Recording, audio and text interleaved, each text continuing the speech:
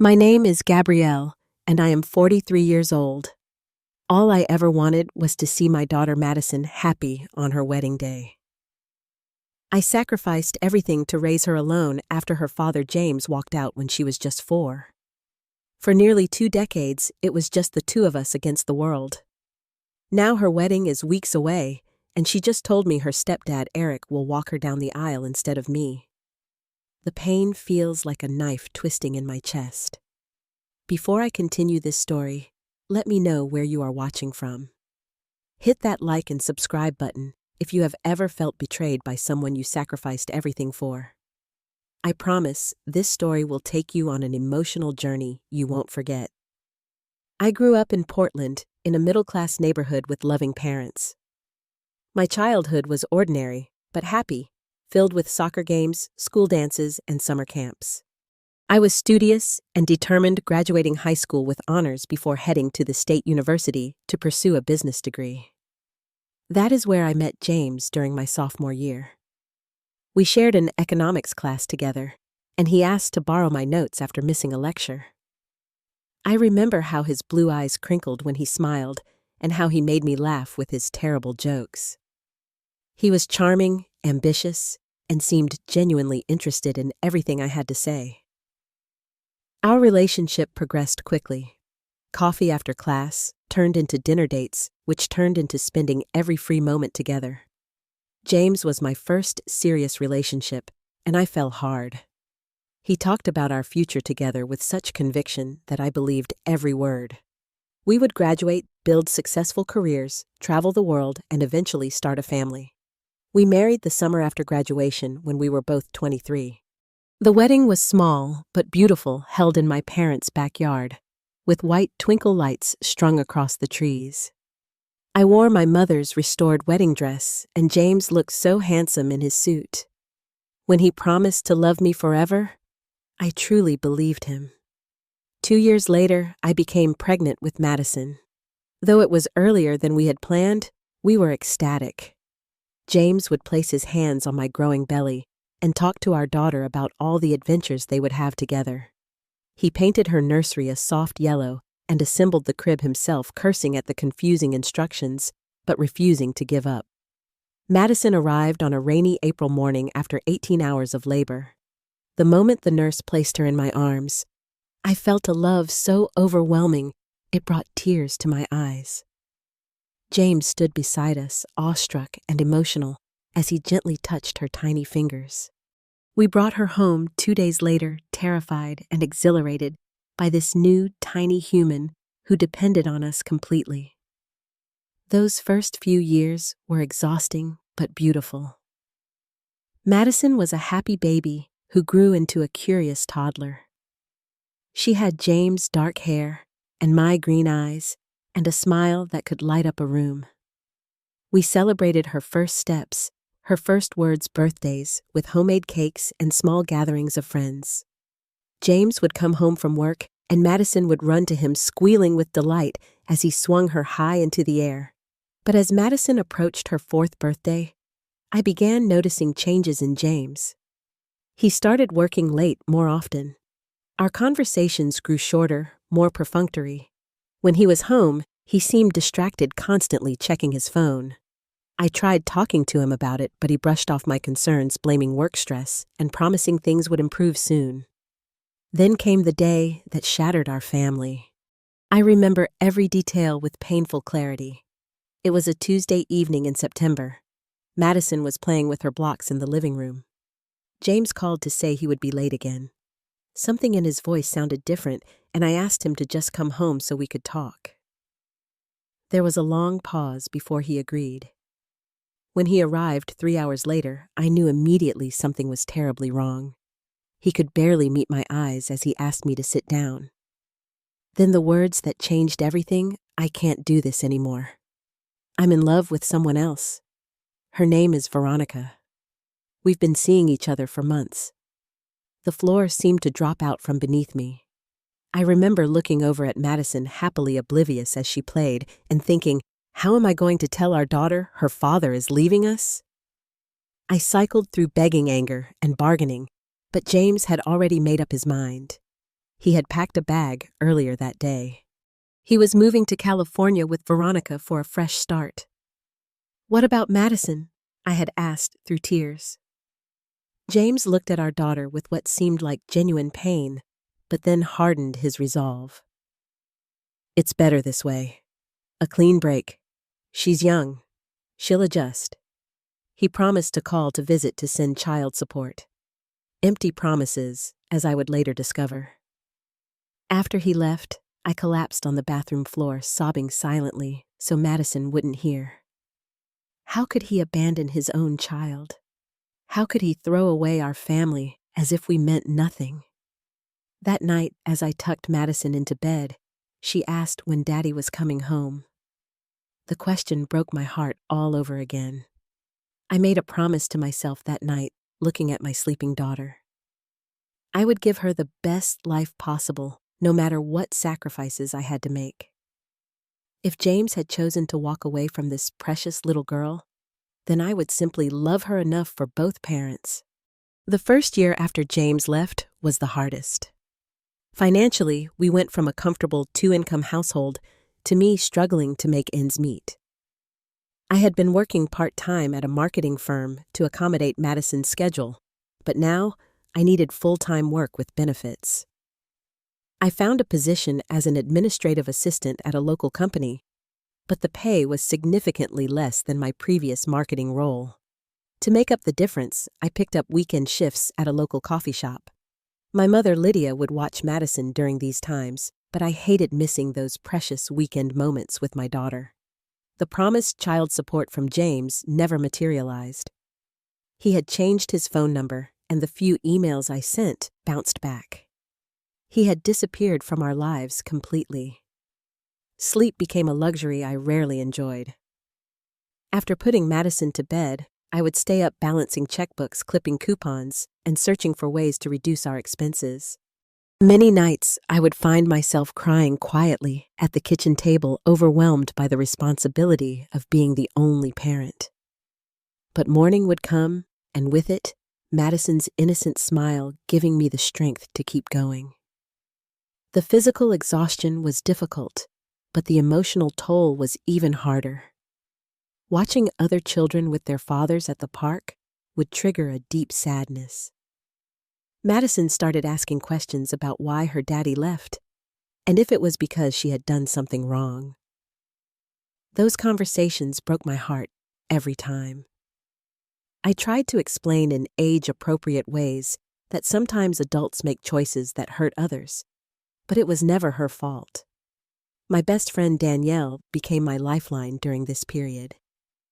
She would bring over dinner on particularly difficult days, or offer to take Madison for a play date with her son so I could have a few hours to myself. Those rare moments of solitude were usually spent catching up on chores or sleeping rather than any form of self-care, but they were essential for my sanity. Birthday parties became my specialty, despite our tight budget. I would stay up late making homemade decorations and baking cakes shaped like Madison's favorite animals or characters. For her 5th birthday, I created a princess-themed party with a castle cake and handmade crowns for all her friends. Madison declared it the best birthday ever, not realizing the hours of work that went into making it special on our limited resources. When Madison started kindergarten, I had to negotiate a flexible schedule with my employer to accommodate school drop-offs and pickups. This meant taking a pay cut, but I had no choice. After-school care was prohibitively expensive, and I had no partner to share these responsibilities. Every career advancement opportunity that required longer hours or travel was reluctantly declined. My own dreams and ambitions were quietly set aside for Madison's well-being. There were moments that made all the sacrifices worthwhile. Teaching Madison to ride a bike, her face lighting up with pride when she finally balanced on her own. Her first day of school nervously clutching my hand before bravely joining her classmates. The handmade Mother's Day cards with wobbly writing declaring me the best mom ever. These moments sustained me through the hardest times. As Madison grew older, the absence of her father became more noticeable. Father-daughter dances at school were particularly painful. For her first one in second grade, my brother Alex stepped in, but Madison knew it wasn't the same. She would look at friends whose fathers attended these events with a quiet longing that broke my heart. James never called on her birthdays, never sent Christmas presents, never inquired about her report cards, or her health, or her growing collection of stuffed animals. It was as if we had never existed to him. I tried reaching out a few times in those early years, thinking perhaps he had regrets, or at least wanted to know how his daughter was doing. My attempts went unanswered. Despite these challenges, Madison thrived. She was bright, kind, and resilient. By middle school, she was on the honor roll, participating in the debate team and making friends easily. I attended every school event, every parent-teacher conference, every debate competition. I learned to braid hair, discuss boy bands, and navigate the complexities of preteen girl friendships. I became both mother and father, determined that Madison would never feel the lack of a second parent in any significant way. My own social life became almost non-existent. Dating seemed impossible with my schedule and responsibilities. Occasionally, friends would try to set me up, but few men were interested in an instant family, and fewer still understood the depth of my commitment to Madison. I told myself it didn't matter. Madison was my priority, and there would be time for my own life later. Through it all, I maintained a policy of never speaking negatively about James to Madison. When she asked about him, I would say simply that her father had made choices that took him away from us, but that it reflected his own issues, not any lack of worthiness on her part. I showed her old photos when she asked and answered her questions as honestly as age-appropriate. I believed that one day when she was older, she might want to reach out to him, and I didn't want to poison that potential relationship with my own hurt and anger. The Facebook message arrived on an ordinary Tuesday when Madison was 16. I remember because we had just finished dinner and she was studying for a chemistry test at the kitchen table while I washed dishes. Her sudden gasp made me turn around, soap suds still on my hands. "Mom," she said, her voice trembling slightly. "Dad just messaged me." I nearly dropped the plate I was holding. 12 years of silence, and now a message out of the blue. I dried my hands and sat beside Madison, my heart racing as I looked at her laptop screen. The message was brief. "Hi, Madison. This is your father, James. I've been thinking about you and wondering how you're doing. I'd like to reconnect if you're open to it. I know it's been a long time and I have a lot to explain." Madison looked at me with such conflicting emotions on her face: hope, anger, confusion, excitement. "What should I do?" she asked. Despite the rage and hurt boiling inside me, I knew this was her decision to make. She was 16 now, no longer the 4-year-old who didn't understand why Daddy wasn't coming home. She had a right to know her father if she wanted to. "That's up to you, sweetie," I said carefully. "If you want to respond, I'll support you. If you don't, that's okay too." She thought about it for several days before replying, asking the questions that had haunted her for years. "Why did you leave? Why didn't you call or visit? Do I have any siblings?" James' response came quickly this time with apologies that sounded rehearsed to my ears, but seemed to satisfy Madison. He explained he had battled depression and felt overwhelmed by fatherhood. He claimed he had tried to reach out years ago, but assumed I was blocking his attempts, a complete lie. But I bit my tongue. And yes, he had remarried a woman named Veronica, and they had 2 children together, a 10-year-old boy named Lucas and an 8-year-old girl named Sophia. Madison was both hurt by his abandonment and intrigued by the existence of half-siblings. After several exchanges, James suggested meeting in person. I insisted on being present for this first meeting, a condition Madison readily accepted, understanding my concerns. We met at a cafe halfway between our home and the hotel where James was staying during his business trip to Portland. He had moved back from California to Seattle a few years earlier. He explained, which was why he thought to reconnect now that we were closer. Seeing him again after 12 years was surreal. He had aged with gray streaking his once dark hair and lines around his eyes.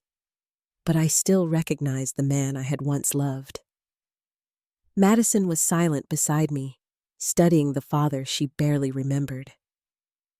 I had maintained my composure until he tried to hug her. I had to turn away, unable to watch this man who had caused so much pain try to act like a father now that all the difficult years were behind us. The conversation was awkward and strained. James showed pictures of his new family, his wife Veronica, an attractive blonde woman with a perfect smile, and their 2 immaculately dressed children.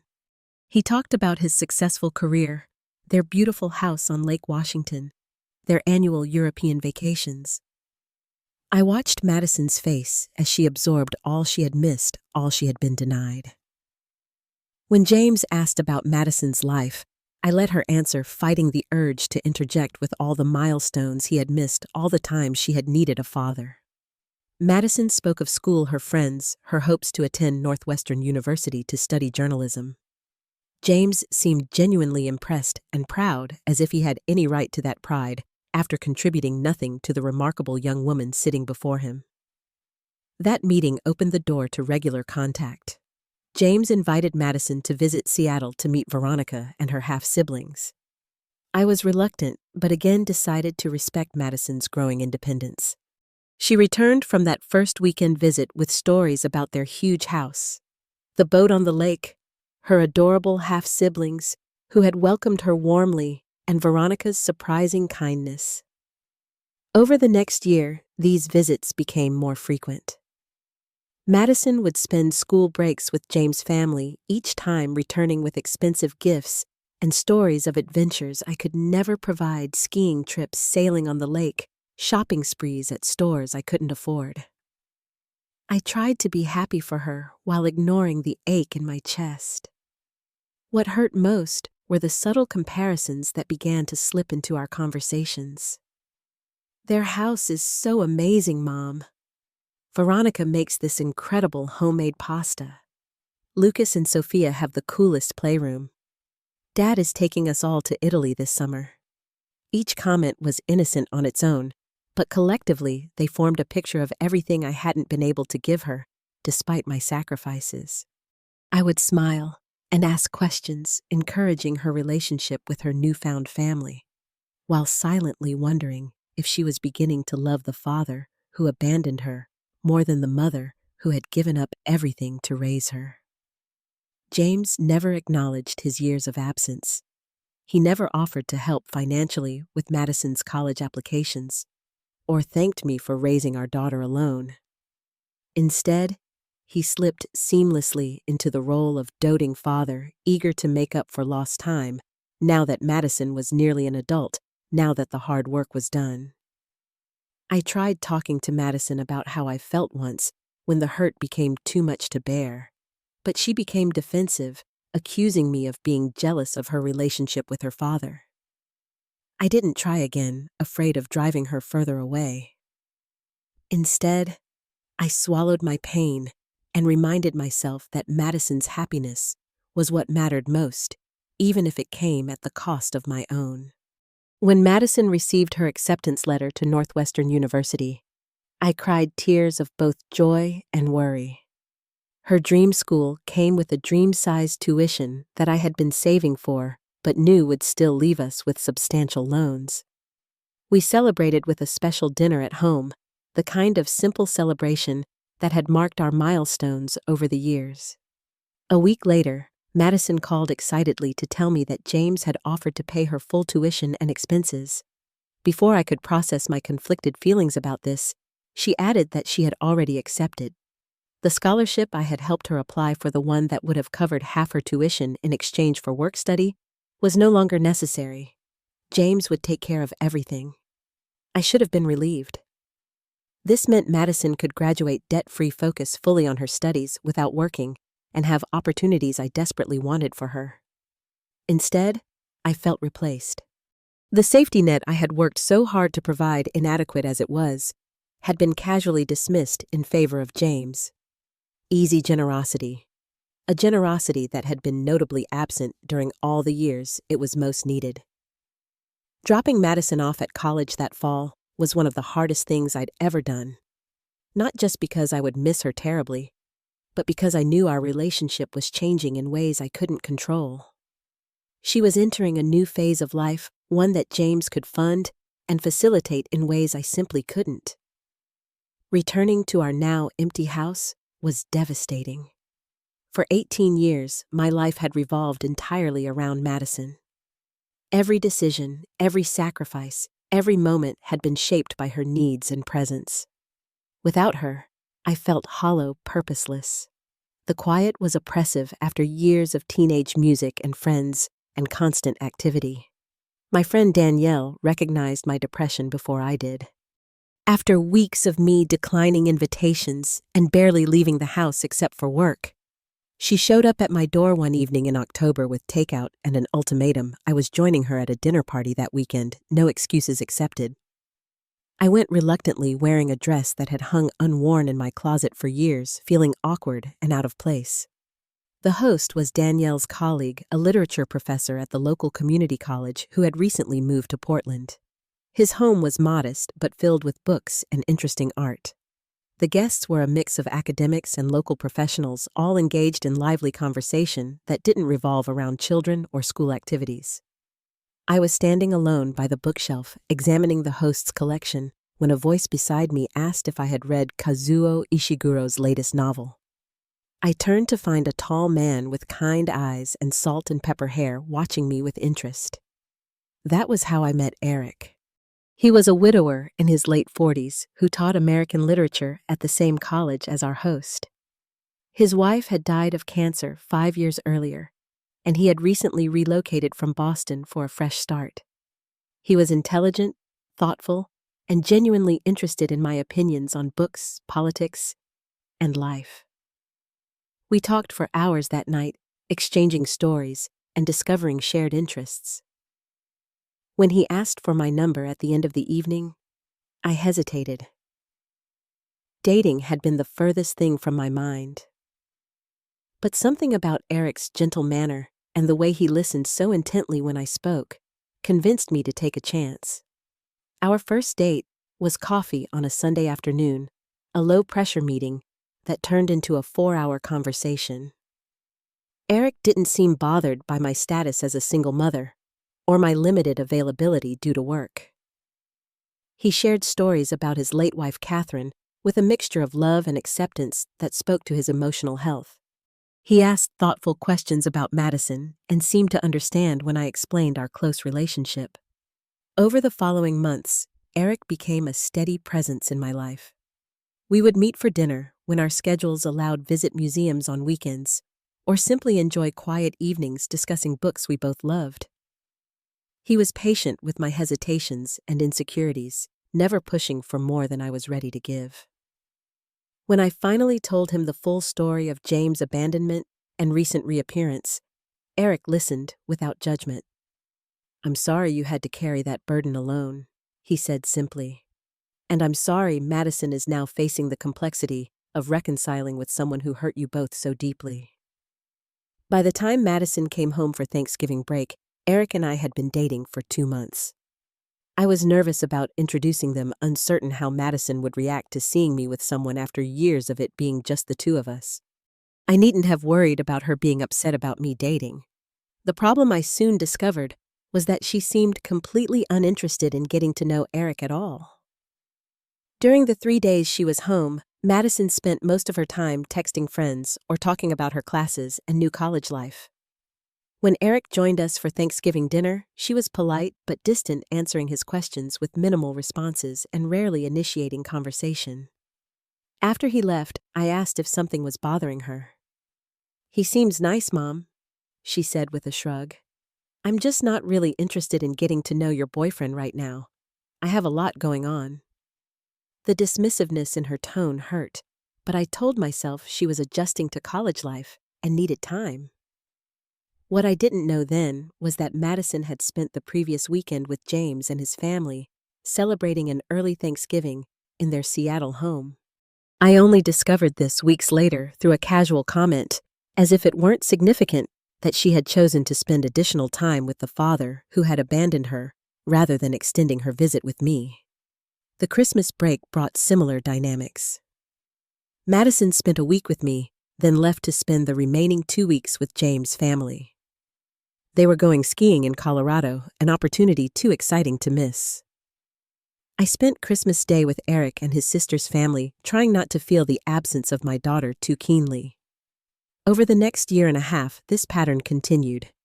Madison spent less and less time at home during breaks, often making brief appearances before heading to Seattle or joining James' family on vacations. When she did stay with me, our conversations felt increasingly superficial. She would talk about her classes and friends, but revealed little about her feelings or the deeper parts of her life. Meanwhile, my relationship with Eric deepened. He became my confidant, my support. The person who understood my fears and insecurities about losing Madison to James. Wealthier, seemingly perfect family. When he asked me to move in with him after a year of dating, I said yes, ready to begin building a life that wasn't defined solely by my identity as Madison's mother. The call came on a Sunday evening in April during Madison's junior year of college. Eric and I were preparing dinner together in his kitchen, which had become our kitchen since I moved in 6 months earlier. The familiar rhythm of chopping vegetables and easy conversation was interrupted by my phone buzzing on the counter. Mom Madison's voice burst through the speaker higher and more excited than I'd heard in months. Tyler proposed, "We're engaged." I nearly dropped the phone. Madison had been dating Tyler, a senior economics major, for just over a year.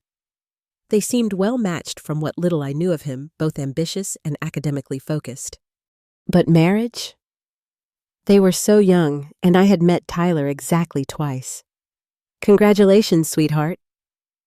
I managed signaling to Eric what was happening. "When did this happen?" "Tell me everything." Madison launched into the story of how Tyler had proposed during a weekend trip to Chicago, complete with rooftop restaurant and diamond ring. They were thinking of a wedding the following summer, after she graduated. It was all happening so fast, but she sounded happier than she had in years. "I have so many ideas already, Mom," she gushed. "I've been looking at venues online." "Oh, and Veronica offered to help with planning since she has contacts in the event industry." "Of course she did," I thought bitterly, but kept my tone enthusiastic. "That's wonderful, honey. I'd love to help too. Whatever you need." "Thanks, Mom. We should get together soon to talk about everything. I'll call you next week to set something up." After we hung up, I sat quietly processing the news. My daughter was engaged. She would be getting married just after turning 22, nearly the same age I had been when I married James. I hoped fervently that her choice would bring her more lasting happiness than mine had. Eric wrapped his arms around me, understanding without words the complex emotions I was feeling. "He's a good kid," he said reassuringly. "They seem to really love each other." The promised planning session the following week turned into a group dinner with Madison, Tyler, James, Veronica, and me. Eric declined to attend, sensing it would be awkward enough without him. The restaurant James selected was expensive, the kind of place where I would normally check prices before ordering. He insisted on paying for everyone, a generosity that felt like a power play. Madison showed her ring proudly, a diamond that must have cost more than my yearly salary. She and Veronica dominated the conversation, discussing potential venues, color schemes, and guest lists with an easy rapport that made me feel like an outsider. James frequently interjected with offers to contact friends who owned vineyards or catering companies. Tyler, a pleasant if somewhat reserved young man, seemed content to let the wedding planning unfold around him. I tried to participate, offering suggestions about flowers or photographers, but my ideas were often met with polite dismissal. "Oh, we're thinking of something more upscale. Mom or Veronica knows someone who does amazing work in that area." By the end of the dinner, it was clear that while I would be consulted, the wedding was being firmly steered by James and Veronica's vision and connections.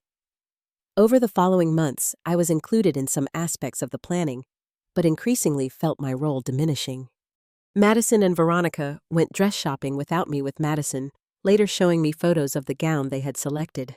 Venue visits, catering tastings, and floral arrangements were all coordinated during times I was working and couldn't easily join. I tried to suppress my hurt, telling myself this was Madison's day, and what mattered was her happiness. If she wanted her stepmother's input more than mine, that was her choice to make. But each exclusion stung, each decision made, without me, a reminder of how our relationship had shifted.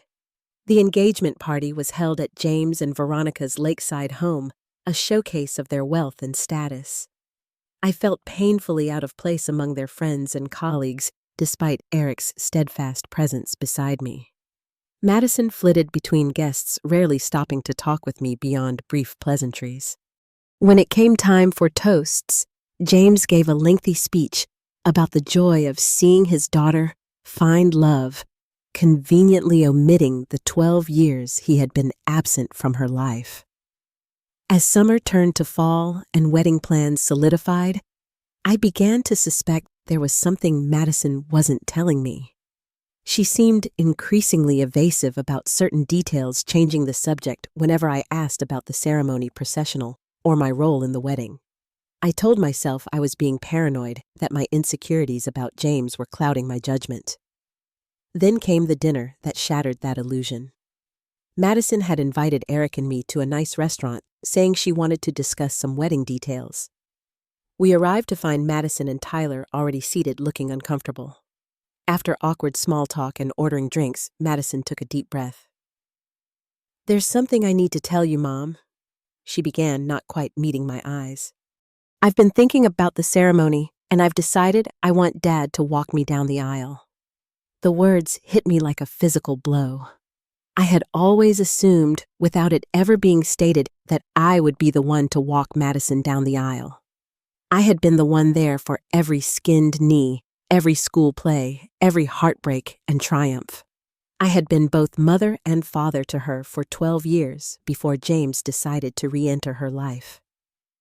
I sat in stunned silence, unable to form words, as Madison continued her justification, washing over me in waves. "Dad has always dreamed of this moment, traditional for fathers. He's so excited about it. Veronica thinks it would be beautiful." "What about me?" I finally managed, my voice barely audible. "I raised you alone, Madison. I was there every day for 18 years while he was building his new family." Madison's expression hardened slightly. "This isn't about you, Mom. It's my wedding, and this is what I want. I thought you'd be happy for me." Eric placed his hand over mine under the table, a silent show of support.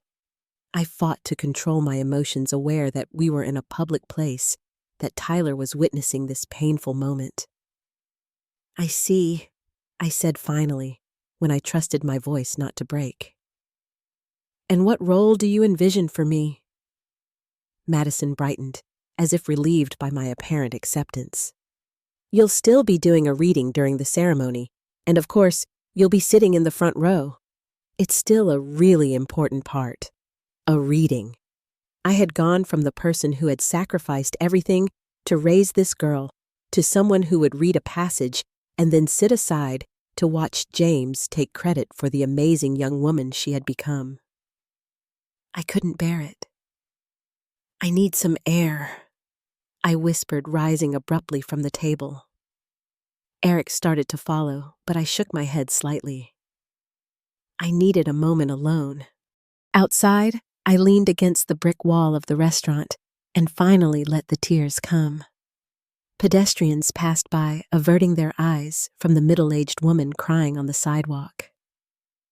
How had I lost my daughter so completely? How could she not see what this choice meant? How deeply it hurt me. When I returned to the table, composure tentatively restored, Madison and Tyler were discussing cake flavors as if nothing had happened. I remained mostly silent through the remainder of the meal, answering direct questions, but unable to feign enthusiasm. Eric carried much of the conversation, his gentle kindness a stark contrast to the casual cruelty I had just experienced. The drive home was quiet, Eric respecting my need to process. When we arrived, he simply held me as I broke down again, sobbing against his chest. "How can she do this to me?" I asked between tears. "After everything, how can she choose him?" Eric had no answers, only comfort and understanding. That night, as I lay awake replaying the conversation and all the events that had led to this moment, I wondered if I had somehow failed as a mother. Had my sacrifices somehow made Madison resent me rather than appreciate me? Had I given too much, expected too little in return? In the morning, there was a text from Madison. "I'm sorry, last night was difficult. I hope you can be happy for me. This is important to me and Dad. Not we're sorry, not I understand why you're hurt. Just the expectation that I should set aside my feelings for her happiness once again, just as I had done for 18 years. 2 weeks passed with minimal communication between Madison and me. She sent occasional wedding updates via text, but we didn't speak directly. I went through the motions of daily life working and spending time with Eric, but the pain remained raw and constant. Then the formal wedding invitation arrived in the mail. Thick cream paper with gold foil announced Madison Taylor and Tyler James' wedding, followed by reception details at one of Seattle's most exclusive hotels. What caught my eye immediately was my name on the invitation, Gabrielle Taylor, mother of the bride. Not parent of the bride, just mother. A clear delineation of my secondary role compared to the father of the bride who would be walking her down the aisle. Something inside me snapped. After 18 years of putting Madison first, of swallowing my own needs and desires, of making every sacrifice imaginable, I was being relegated to the background of her wedding, while the man who had abandoned us both was given the place of honor. Without calling first, I drove the 2 hours to Madison's apartment near campus. My hands gripped the steering wheel so tightly, my knuckles turned white. I rehearsed what I would say, trying to find words that would make her understand without alienating her further. She answered the door in sweatpants and a Northwestern t-shirt, surprise evident on her face. "Mom, what are you doing here? I need to talk to you," I said, my voice steadier than I expected. "May I come in?" Her apartment was small, but neat textbooks and wedding magazines sharing space on the coffee table. A framed photo of her with James' family sat prominently on a shelf, while the one of just the two of us was smaller, tucked away on a bookcase. Madison sat on the couch, watching me warily. "Is everything okay?" "No." "Madison, everything is not okay." I began sitting across from her. "I've been thinking about your decision to have your father walk you down the aisle, and I need you to understand what that means to me." "Mom, we've already discussed this," she said, impatience edging into her tone. "No, we haven't. You told me your decision, but you never asked how I felt about it. You never considered what it would mean to me to stand aside for a man who walked away from both of us when you were 4 years old." Madison's jaw tightened. "This isn't about the past. Dad has changed. He's been there for me these past few years." "These past few years?" I repeated incredulously. "Madison, who was there when you had chickenpox at 6 and couldn't stop scratching. Who sat up with you all night when you broke your arm falling off your bike? Who worked 2 jobs so you could take dance lessons and go to summer camp?" "That's not fair," she protested. "Dad couldn't be there for those things. He couldn't be there." I couldn't contain my bitterness any longer. He chose not to be there. Madison. He chose to walk away from his 4-year-old daughter and never look back. He chose not to call on your birthdays, not to pay child support, not to check if we had enough to eat, or if you needed braces, or if you were happy. Madison's eyes filled with tears, but there was anger in them too. "You're just jealous because he can give me things you never could. A beautiful wedding connections for my career financial security. Her words cut deeper than she could know. Yes, he can give you those things now when it's easy. But where was he when it was hard? Where was he when you needed a father, not a checkbook? You act like you're some kind of martyr, Madison said, her voice rising. Like I should feel guilty forever because you chose to raise me alone. Chose. The word hung between us, heavy with implications.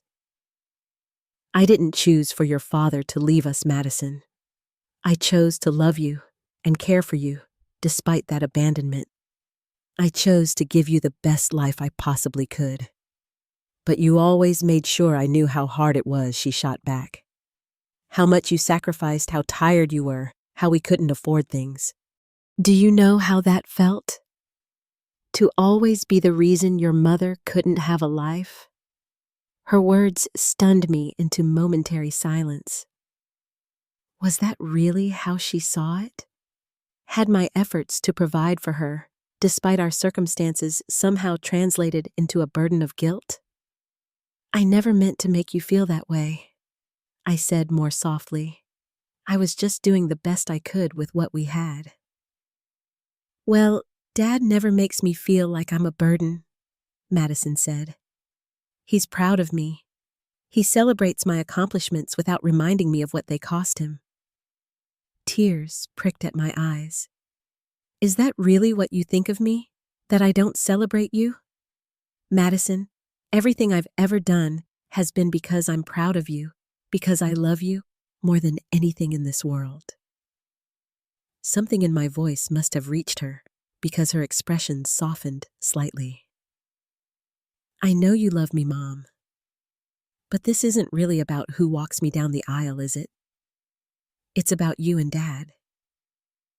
You're right, I admitted. It's about the fact that your father abandoned us, then waltzed back into your life when all the hard work was done, and now gets to play the proud father without acknowledging any of that history. Madison looked away, then back at me with unexpected vulnerability. You want to know the truth? Dad said he would only pay for the wedding if he could walk me down the aisle. Veronica has been planning everything, and they're spending so much money. I couldn't say no. The admission hit me like a slap. So it was manipulation, not preference, that had driven her decision. The anger I'd felt toward Madison shifted immediately to James. He's making his financial support conditional, I asked, incredulous. That's not love, Madison. That's control. She wiped away a tear. It's not just that. I've been trying so hard to be part of their family. Lucas and Sophia adore me, and Veronica has been so welcoming. I finally feel like I belong somewhere bigger than just us. The pain of that statement was almost unbearable. Just us. The unit I had fought so hard to maintain, the relationship I had poured my entire self into, reduced to something inadequate, something lacking. I've been afraid to disappoint them, she continued quietly. Dad talks about the wedding to everyone, about walking his little girl down the aisle. He tells people how proud he is, how special our relationship is. I don't know how to tell him no without losing everything we've built. In that moment, I saw Madison clearly for what she was: not an ungrateful daughter, but a young woman still desperately seeking approval from the father who had rejected her, still trying to secure her place in a family that should have been hers by right all along. She was making choices based on fear of another abandonment, not from a lack of love for me. Oh, Madison, I said softly. Your place in this world doesn't depend on pleasing your father. You don't have to earn his love, and you don't have to fear losing it if you stand up for what matters to you. She broke down, then tears flowing freely. I don't know what to do, Mom. I want everyone to be happy. I moved to sit beside her, putting my arm around her shoulders. This is your wedding, sweetie. It should reflect what you and Tyler want, not what makes others happy. What would make you happy? She looked up at me, her face tear-stained but thoughtful. I want both of you there. I want to honor what you've done for me, Mom, but I also want to keep building my relationship with Dad. For the first time since this conversation began, I felt a glimmer of hope. Perhaps there was a middle path, one that acknowledged both my role in Madison's life and her desire to connect with James. What if I suggested carefully both of us walked you down the aisle, from opposite sides meeting at the center? It would symbolize your whole family coming together to support your marriage. Madison considered this, wiping her eyes. Do you think Dad would agree to that? If he truly cares about your happiness, he will, I said, hoping I was right. And if he doesn't, that tells you something important about his priorities.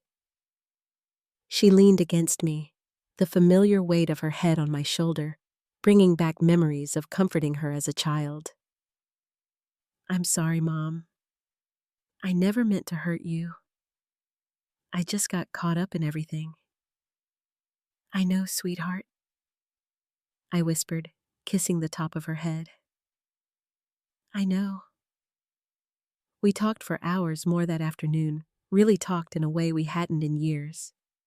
Madison shared her insecurities about belonging in James' family, her guilt about enjoying the privileges he provided, her fear of losing her place in his life if she disappointed him. I shared my feelings of being replaced, my hurt at seeing her bond with Veronica, my worry that all my sacrifices had meant nothing in the end. By the time I left, we had reached a new understanding. Madison agreed to talk to James about both of us walking her down the aisle. More importantly, we had begun to heal the rift that had been growing between us for years, built on unspoken hurts and misunderstandings. As I drove home exhausted but lighter than I had felt in weeks, I realized that the wedding itself was just a symbol. The real issue had been our changing relationship, and Madison's struggle to integrate her reconnection with James without betraying her bond with me. For the first time in years, I felt hopeful that we could find a way forward that honored both. The morning of Madison's wedding dawned clear and bright, a perfect June day with blue skies and gentle breezes. I stood in my hotel room, studying my reflection in the mirror as I fastened pearl earrings that had belonged to my mother.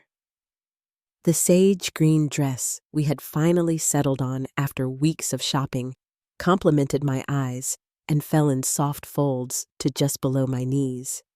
I looked nice, I decided. Not as glamorous as Veronica would undoubtedly look, but appropriate and elegant for the mother of the bride. When Madison had returned from her conversation with James about our aisle-walking compromise, she reported that he had initially balked at the idea. According to Madison, he had argued that it wasn't traditional, that he had been looking forward to this moment, that he was paying for the wedding after all. But Madison, finding a strength I hadn't seen in her before, had stood firm. Either both her parents walked her down the aisle, or she would walk alone. In the end, James had relented, though not without making sure Madison knew what a generous concession he was making. A knock at the door interrupted my thoughts. When I opened it, my breath caught at the sight of Madison in her wedding gown. The fitted lace bodice gave way to a flowing skirt of tulle and silk, elegant and timeless. Her dark hair was swept up with a few tendrils framing her face, and a simple veil hung from a pearl comb at the back. She looked radiant, grown up, and suddenly so different from the little girl I had raised. "Mom," she said, a nervous smile playing at her lips. "Can I come in? I need help with my necklace." As I fastened the clasp of the delicate pearl pendant, a gift from Eric and me for her 21st birthday, Madison caught my eyes in the mirror. "Are you okay?" she asked softly.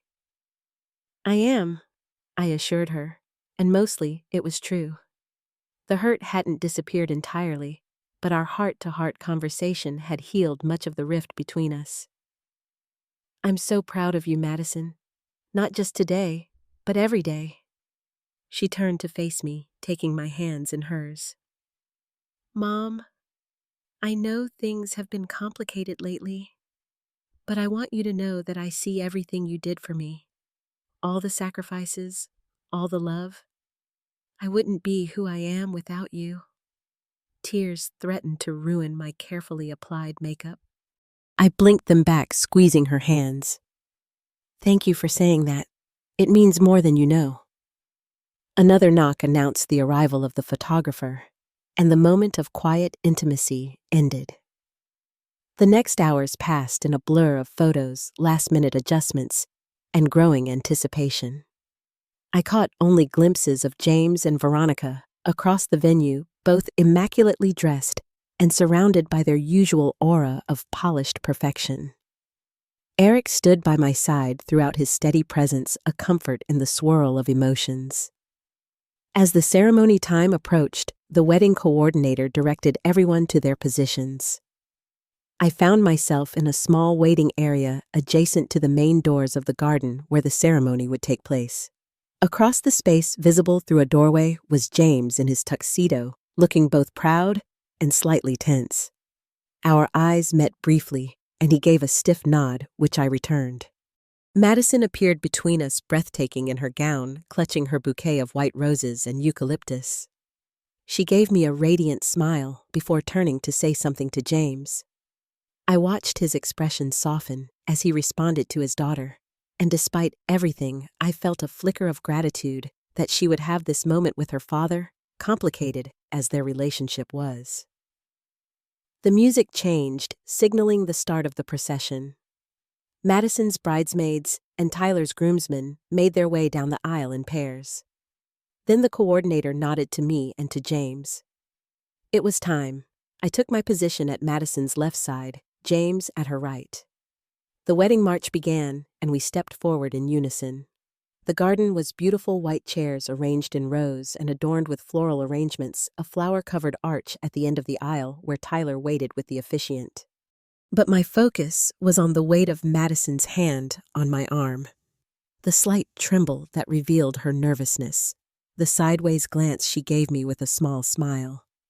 The faces of the guests turned toward us as we proceeded, some familiar, many unknown to me. I spotted Eric in the front row on my side, his encouraging smile bolstering my confidence.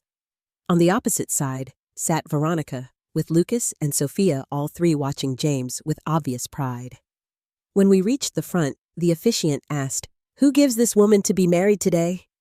James and I answered in unison. "We do." It wasn't the traditional response, but it felt right for this complicated family situation. Madison squeezed both our arms before we each kissed her cheek and took our places in the front rows on opposite sides of the aisle.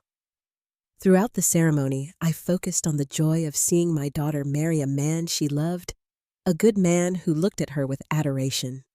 The vows were personal and heartfelt, and when they were pronounced husband and wife, the happiness on Madison's face made all the struggles worthwhile. The reception that followed was elegant and clearly expensive, with crystal chandeliers, a live band, and a multi-tiered cake that looked too perfect to eat.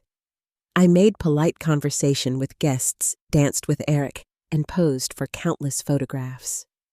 James gave a father of the bride speech that carefully avoided mentioning his years of absence, focusing instead on how proud he was of the woman Madison had become.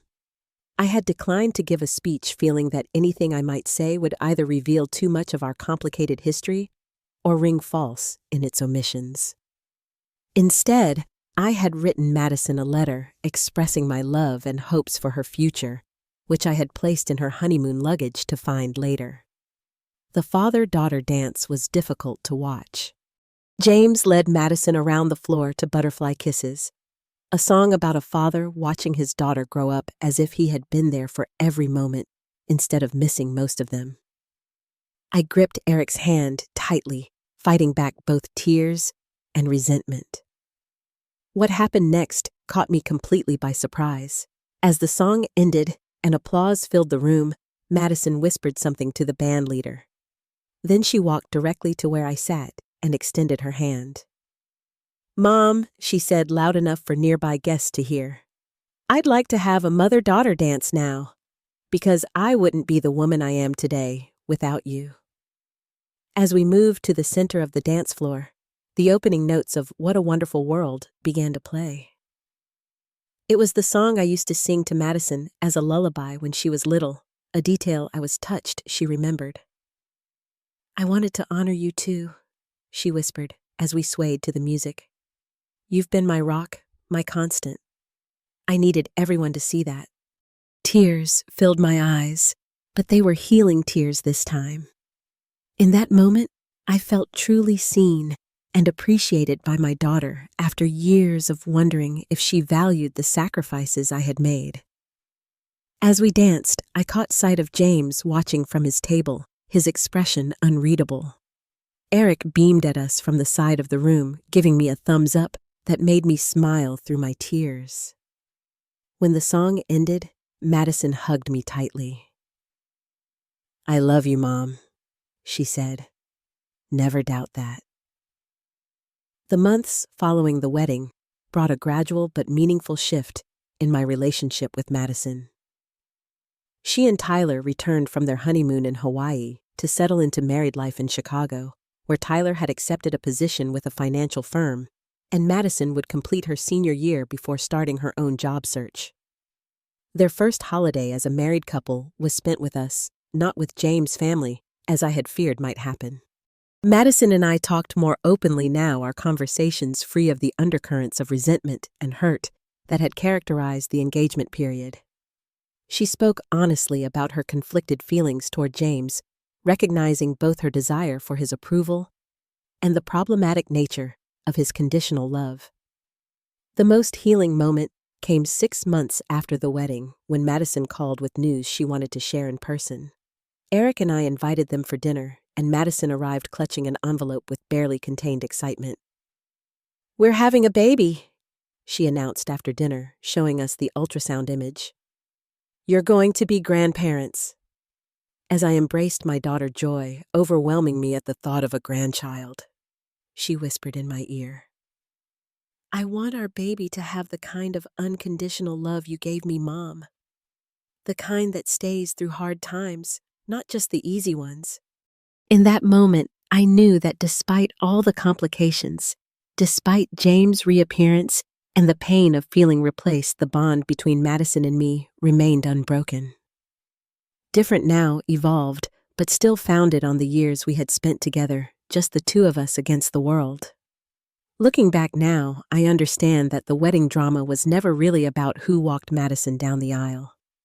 It was about a daughter's need to reconcile her past and present to find her place in a complex family structure and to honor connections both old and new.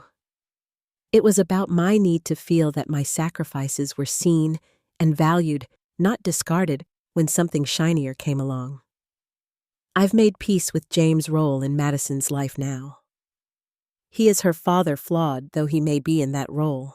And while I can't forget the years of abandonment, I've learned that holding on to anger only hurts me and potentially my relationship with Madison. I focus instead on the future, on the joy of seeing Madison build her own family, with Tyler, on the grandchild, who will know the love of both grandmothers and grandfathers, complicated though that web of relationships might be. Eric proposed 3 months ago, and we're planning a small wedding in the garden of our new home next spring. Madison will be my maid of honor, her baby bump probably quite visible by then beneath her dress. Life has a way of coming full circle of healing old wounds in unexpected ways. The path to this peace wasn't easy. There were moments when I thought the hurt would overwhelm me, when I questioned every choice I had made as a parent. But in the end, what matters most is the love that remains despite the challenges, the connection that endures even when tested. If you've ever felt betrayed by someone you sacrificed everything for, know that healing is possible. It doesn't mean forgetting or pretending the hurt never happened. It means finding a way forward that honors your worth while allowing space for imperfect relationships to evolve. It means setting boundaries while keeping your heart open to love. Have you ever experienced a similar family betrayal? How did you handle it? Let me know in the comments below. And if this story resonated with you, please like and subscribe to hear more stories of resilience and healing. Share this with someone who might need to know they're not alone in navigating complicated family dynamics. Thank you for listening to my story, and remember that even in our most painful moments, growth and healing are possible.